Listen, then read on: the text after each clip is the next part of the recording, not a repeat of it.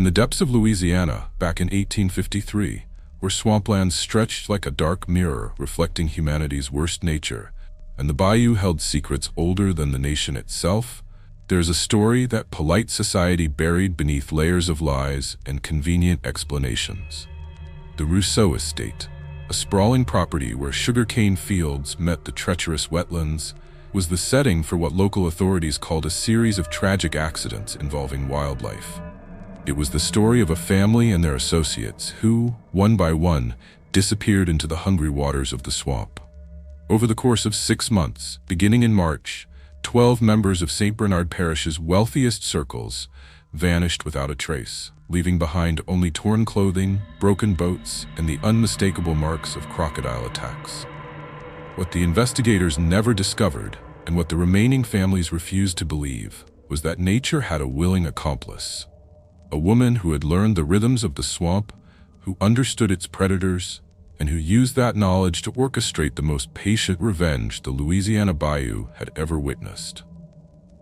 This is the story of Delphine, a house servant who turned the swamp into a courtroom and its ancient reptiles into executioners. A woman who chose her own last name when she decided that chains, whether made of iron or fear, would never bind her again. Before we go any further, we'd love to know where you're watching from. And if this is your first time here, let us know in the comments below, because seeing our community grow from all over the world really helps the channel. And if you're new here, make sure you subscribe to Archive of Fear for more chilling stories that history tried to bury. The Rousseau plantation was a kingdom of sugar and suffering, covering over 1,500 acres where solid ground gradually dissolved into the maze of waterways that characterized the Louisiana wetlands. The main house sat on the highest ground, a grand structure built in the French colonial style, with wide galleries and tall windows designed to catch any breeze that might offer relief from the suffocating humidity. Behind it, rows of sugarcane stretched toward the horizon, and beyond that, the swamp began. A wild, primordial landscape of cypress trees draped in Spanish moss, black water hiding countless dangers, and crocodiles that had ruled these waters since before humans walked the earth. Monsieur Antoine Rousseau had inherited the estate from his Creole grandfather and expanded it using methods that made even other slave owners uncomfortable. He was a stocky man with a cruel mouth and eyes that never quite focused on the people he spoke to, as if looking through them rather than at them. He ruled over his 280 slaves with creative brutality, believing that fear mixed with unpredictability kept rebellion at bay better than simple violence ever could. But the true terror of the Rousseau plantation wasn't just the master himself. It was his entire family and their circle of friends, a group of 7 men and 5 women who treated the estate as their personal playground, where the enslaved were entertainment and cruelty was a social activity. They hosted regular gatherings where they would devise elaborate games involving the slaves, competitions of degradation that they found endlessly amusing. Delphine had arrived at the plantation in 1838, at the age of 10. She was purchased along with her mother, Josephine, from a failed plantation in New Orleans. Her mother had been a lady's maid in the city, skilled in French hairstyling and fine sewing, and those talents earned them both positions in the main house. Young Delphine, with her quick mind and careful demeanor, was assigned to assist her mother and learn the trade. For 15 years, Delphine learned more than just how to dress hair and mend lace. She learned to be invisible, to move through rooms without being noticed, to hear conversations not meant for her ears. She learned the layout of every room in the house, every habit of every family member, and most importantly, she learned about the swamp. The estate employed an old man named Baptiste to hunt alligators and crocodiles that ventured too close to the working areas of the plantation. Baptiste had been born in the swamp, the son of escaped slaves who had made the wetlands their refuge before being recaptured. Though his body was enslaved, his knowledge of the bayou remained free. He knew every channel, every shallow crossing, every place where the big reptiles nested and fed. When Delphine was 12, she began following Baptiste on his rounds. At first, he tried to send her away, but her persistence wore him down. "The swamp is no place for a house girl," he would say. But Delphine was drawn to the wildness beyond the manicured gardens, to the raw power of nature that bowed to no master. Baptiste eventually became her teacher, though he never quite understood why. He showed her how to read the water, how to spot a crocodile's eyes in the darkness, how to tell the difference between the smaller alligators and their larger, more aggressive cousins, the American crocodiles that occasionally wandered up from the coastal areas. He taught her which routes were safe and which were death traps. Most importantly, he taught her how to feed the reptiles, how to draw them to specific locations with the promise of easy meat. "They're older than us," Baptiste would say, watching a massive crocodile glide through the black water. "They were here before the first people came, and they'll be here after we're all gone. They don't judge, don't hate, don't love. They just are. They're hunger made real, patience made flesh. You understand them, and you understand one of the fundamental truths of this world." Delphine understood. She spent her free hours, those rare moments when she wasn't needed in the house, at the edge of the swamp, watching, learning, waiting. While other slaves feared the wetlands, she found peace there. The swamp didn't see her as property. It saw her as another creature trying to survive. In 1848, at age 20, Delphine married a field worker named Mathieu, and within a year they had a daughter they named Celeste.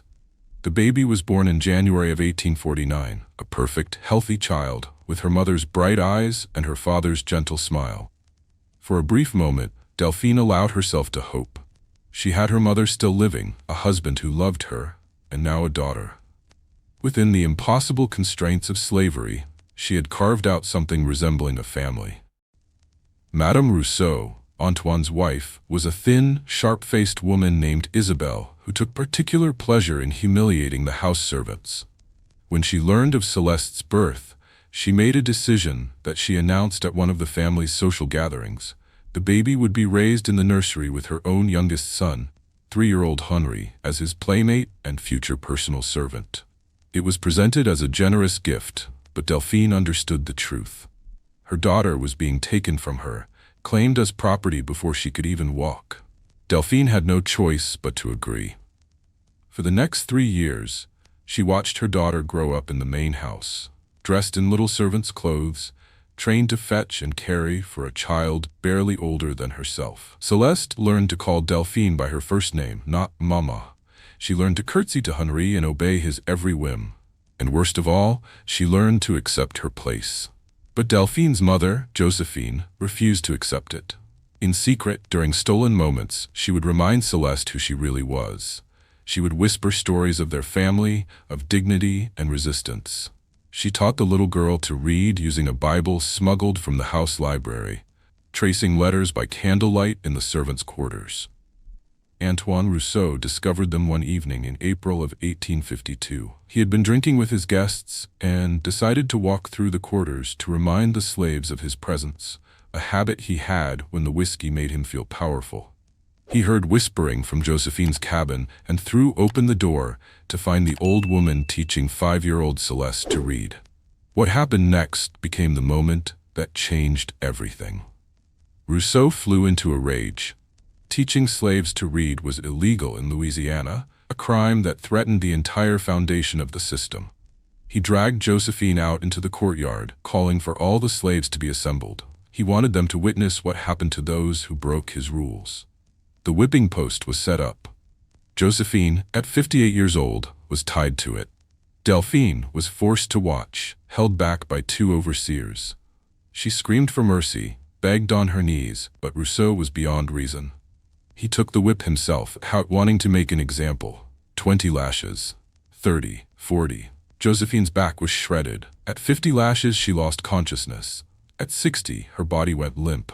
But Rousseau didn't stop until he reached 100. Josephine died 3 hours later, never regaining consciousness. Delphine held her mother's broken body in her arms, rocking back and forth, making no sound. The silence was somehow more terrible than screaming would have been. And little Celeste, who had watched the whole thing from the main house window where Madame Rousseau forced her to stand, was never the same. The light went out of her eyes. She stopped speaking unless spoken to. She became a ghost of the bright child she had been. That night, Delphine walked into the swamp. She didn't run away. She went to think, to grieve, to decide. She stood at the edge of the black water for hours, watching the ripples that marked where the crocodiles moved through their domain. As the moon rose, she understood what Baptiste had tried to teach her all those years ago. The swamp was patient. The swamp was inevitable. The swamp was justice without mercy, hunger without prejudice. And the swamp could be her weapon. Delphine walked back to the quarters as dawn broke. But she was no longer the same woman who had left.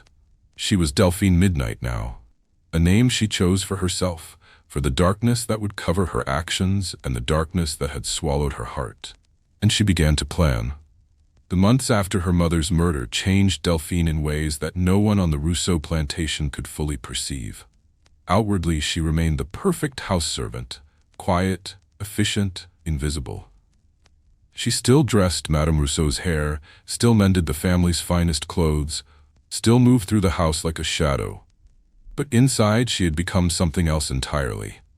Her husband, Mathieu, sensed the change immediately. He would wake in the night to find her gone, and when she returned just before dawn, she smelled of the swamp, that distinctive scent of rotting vegetation and ancient water.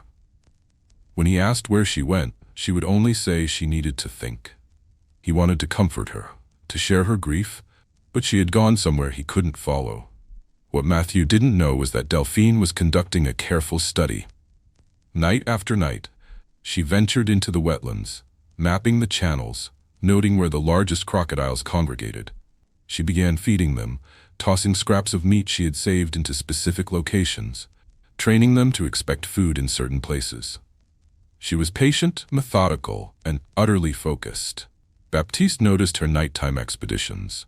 One evening, he confronted her at the edge of the swamp. "What are you doing, girl?" he asked, his voice heavy with concern. Delphine looked at him with eyes that held no emotion. "Learning," she said simply. "Learning what?" "That some creatures can't be reasoned with or appealed to. They can only be fed." Baptiste understood then.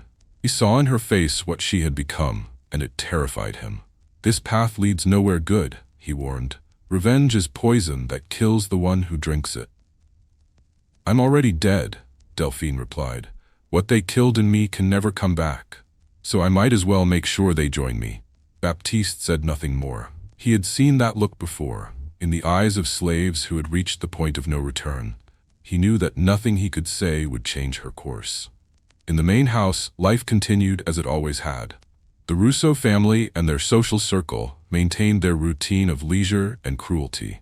They hosted their gatherings, played their games, and treated the enslaved as living toys.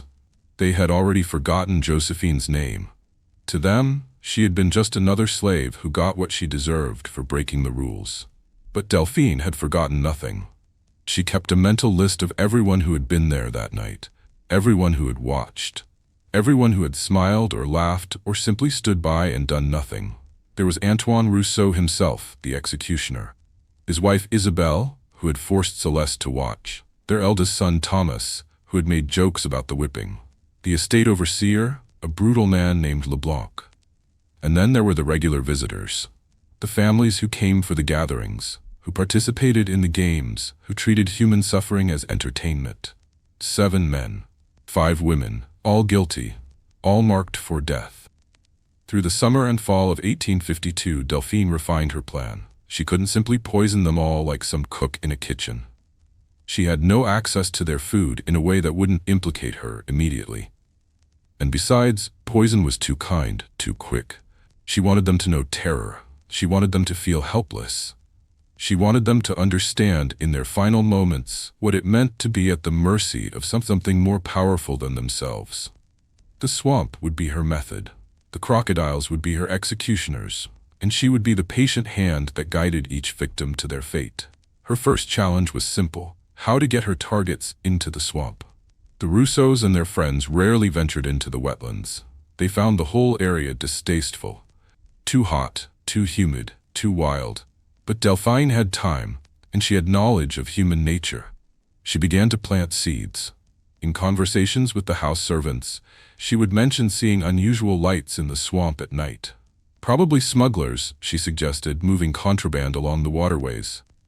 She talked about how Baptiste had told her of finding French coins near an old cypress tree, likely from a buried treasure. She spoke of rare birds that could be hunted for wealthy collectors. These stories, whispered among the servants, eventually reached the ears of the family.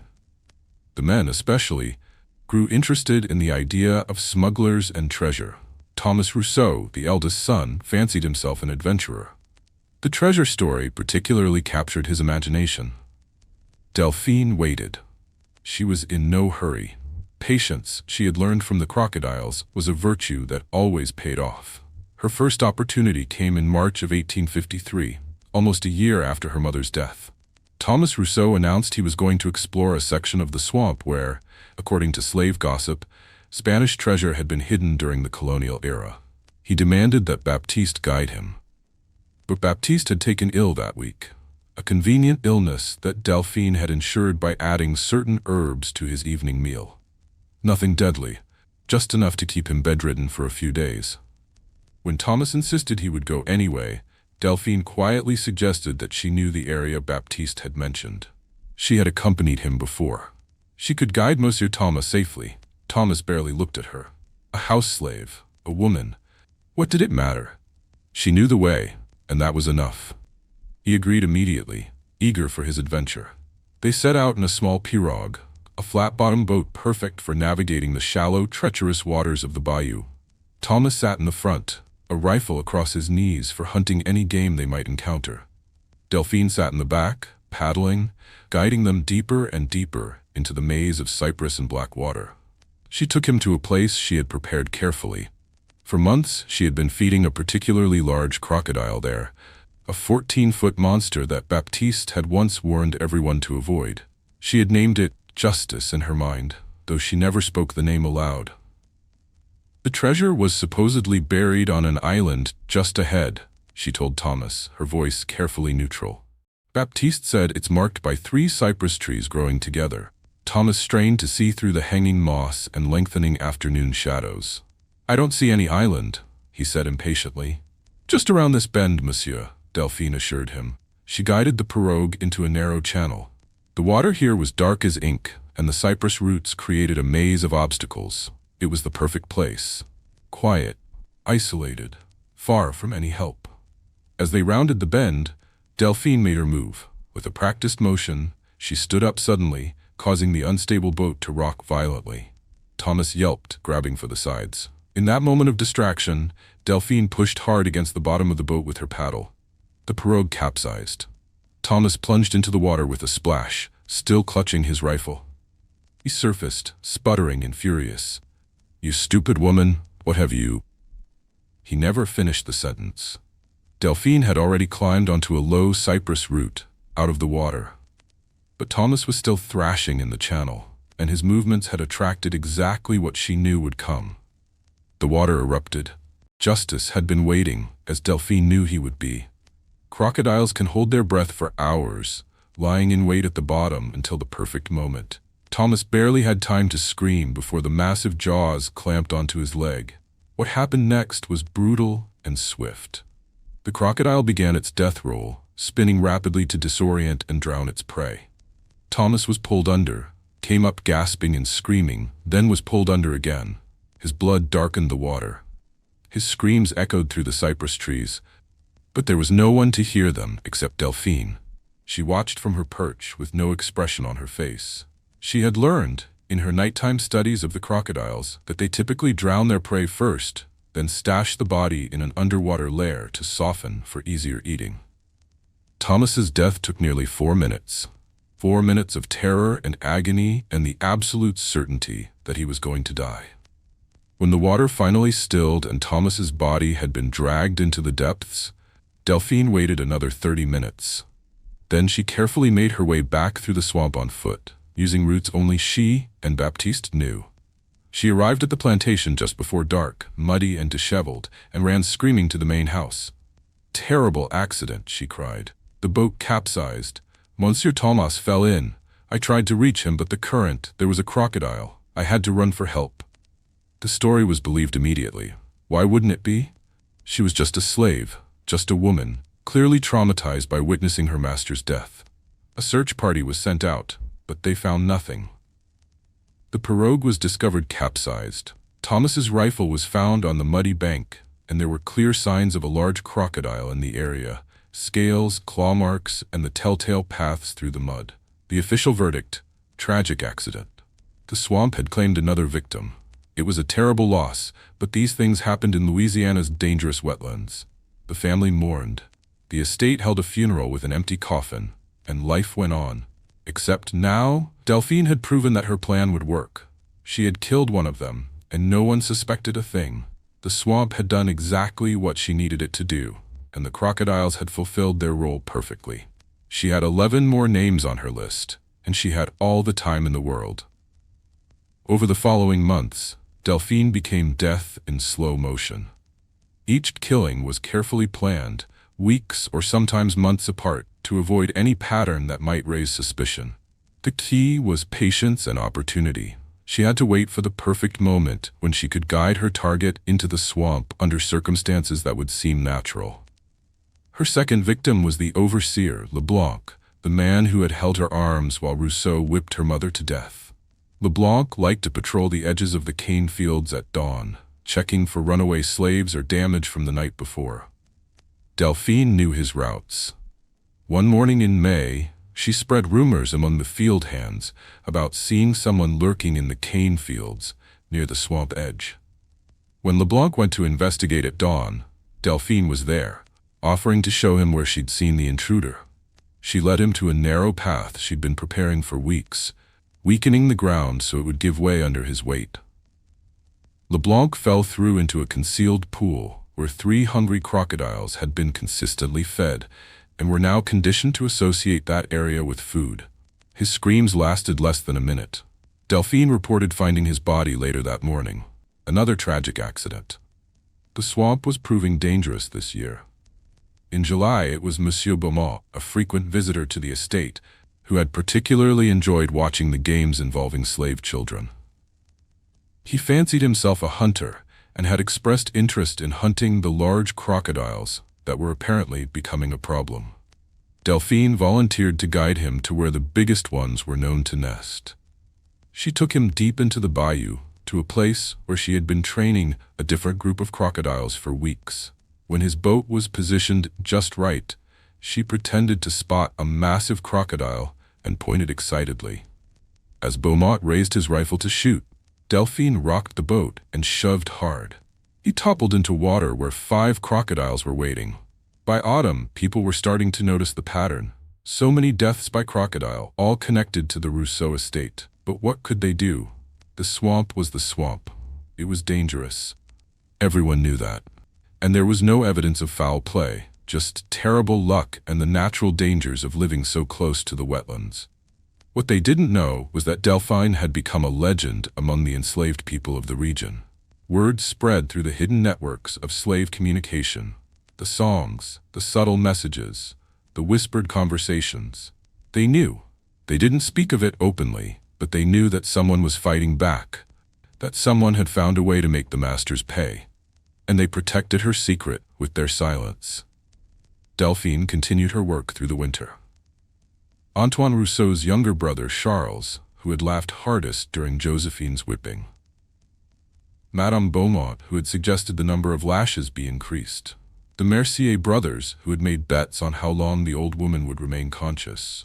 One by one, they found their way into the swamp. One by one, they met the ancient predators that Delphine had so carefully cultivated. One by one, they learned what it meant to be completely powerless in the face of unstoppable hunger. By January of 1854, 11 members of St. Bernard Parish's elite had died in crocodile attacks. All of them connected to the Rousseau Estate. The family was devastated. Their social circle was terrified. No one wanted to visit the plantation anymore. There was talk of selling the property and moving away from the cursed swamp. But Delphine wasn't finished. She had one more name on her list, and it was the most important one of all. Antoine Rousseau himself.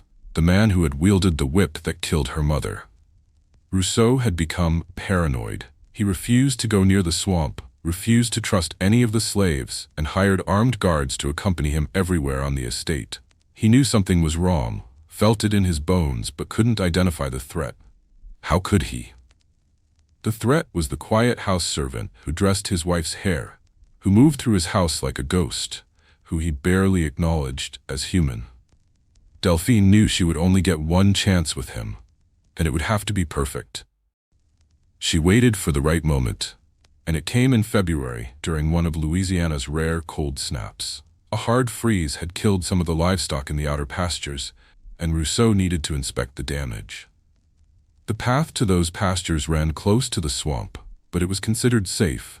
It was a well-traveled route in full daylight. On the morning of the inspection, Delphine volunteered to carry supplies for the journey. She was, after all, just a harmless house servant. Rousseau barely noticed her presence as she followed 20 paces behind with a basket of provisions. The path she had chosen was one she'd been carefully modifying for months. By night, she had been gradually digging away at the bank, weakening it so that it would collapse under sufficient weight. She had also been baiting the water below with meat, training a massive crocodile she called Reckoning to wait in that exact spot. As Rousseau walked ahead, studying the frozen fields and calculating his losses, Delphine made her move. "Monsieur," she called urgently, "I think I see someone in the water ahead, a drowning person." Rousseau stopped and squinted at the swamp. "Where?" he demanded, stepping closer to the edge to see better. "Just there, monsieur," Delphine pointed, moving beside him. "I see hands reaching up." Rousseau leaned forward, his weight on the weakened bank. "I don't see any." Delphine shoved him hard, using all her strength. The bank gave way under his weight, and Antoine Rousseau tumbled into the black water with a splash and a cry of shock. He surfaced, confused and furious.